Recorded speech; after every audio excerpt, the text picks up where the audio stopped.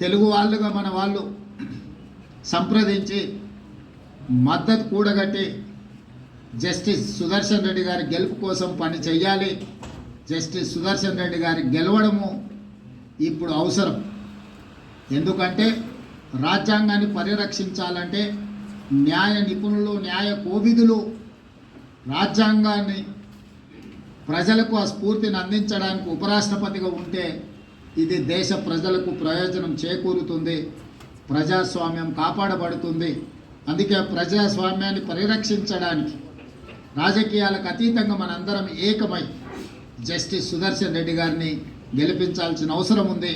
వారికి మద్దతు ఇవ్వవలసిందిగా ఉభయ తెలుగు రాష్ట్రాలలో ఉన్న రాజకీయ పార్టీలను, వాటి నాయకత్వాన్ని ఈరోజు తెలంగాణ కాంగ్రెస్ పార్టీ తరఫున, మంత్రివర్గం తరఫున వారందరూ కూడా నేను విజ్ఞప్తి చేస్తున్నా.